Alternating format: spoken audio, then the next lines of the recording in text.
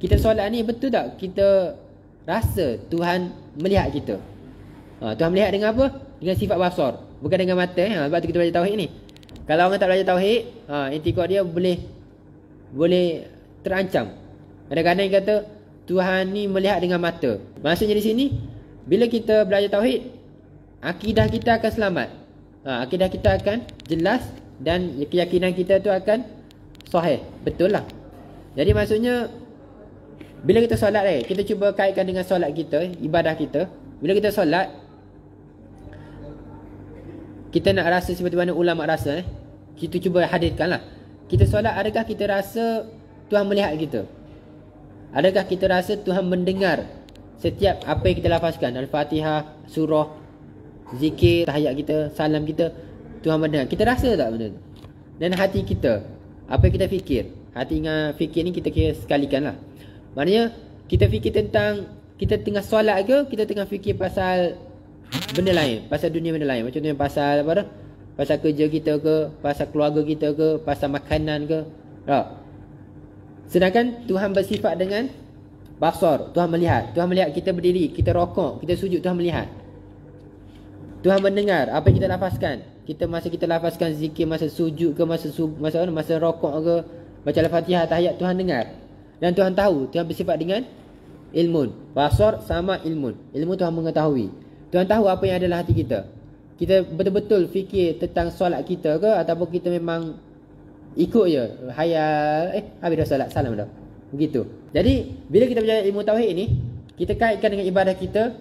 Tuhan bersifat dengan basar, maha melihat. Tuhan bersifat dengan sama, maha mendengar. Tuhan bersifat dengan maha mengetahui, ilmun. Jadi kita yakin benda tu, insya-Allah kualiti ibadah kita tu akan baiklah. Nampak tak? Kita cuba kaitkan. Sebab apa yang kita belajar agama ni berkaitan. Mana kita belajar tauhid berkaitan dengan fiqh juga, berkaitan dengan tasawuf juga, ataupun hati kita. Jadi insya-Allah antara tanda cara nak khusyuk ni, okey. Mana khusyuk ni kita fikir, khusyuk ni mana kita fikir solat je, fikir Allah Taala aje. Bukan fikir Allah Taala macam mana tau. Kita fikir kita tengah menyembah Allah Taala. Jadi macam mana kita nak fikirnya? Salah satunya adalah kita faham apa yang kita baca tu. Itu salah satu cara mudah. Kalau kita baca bismillah, kita baca pada Fatihah, tak faham maksud Fatihah, memang mudah sangatlah otak kita lari ke lain. Kalau kita ni tak faham, kita baca subhana rabbil azim bihamdi, memang cepatlah otak kita lari, hilang, banyak hanyut. Kalau kita faham apa yang kita sebut, insya-Allah kita akan cuba tadabbur perkataan tu, tadabbur apa yang kita sebutkan tu.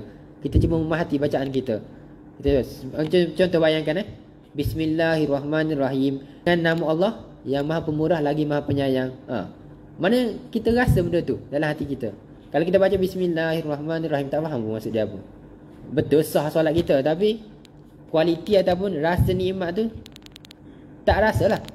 Jadi bila kita belajar tauhid ni, kita yakin Tuhan bersifat dengan maha melihat, Tuhan bersifat dengan maha mendengar, Tuhan bersifat dengan maha mengetahui. Kita cuba rasa dalam ibadah kita, dalam solat kita, bahkan dalam hidup kita sekalipun.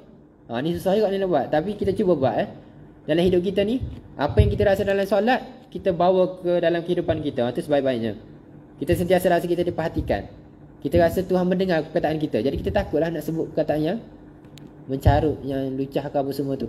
Kita tahu Tuhan tahu hati kita. Kita akan rasa malu untuk fikir benda-benda yang tak elok semua kan.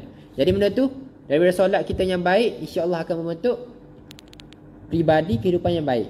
Inilah yang disebut dalam Al-Quran. Sesungguhnya solat tu mencegah daripada fahsyat dan mungkar. Fahsyat ni maknanya perkara yang keji, mungkar perkara yang mungkar lah. Fahsyat ni ia lebih kepada nafsu.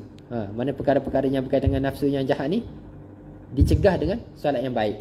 Solat yang baik tadi kan. Jadi kita bawa dalam kehidupan kita begitu, insya-Allah kita akan dapat kehidupan yang baik.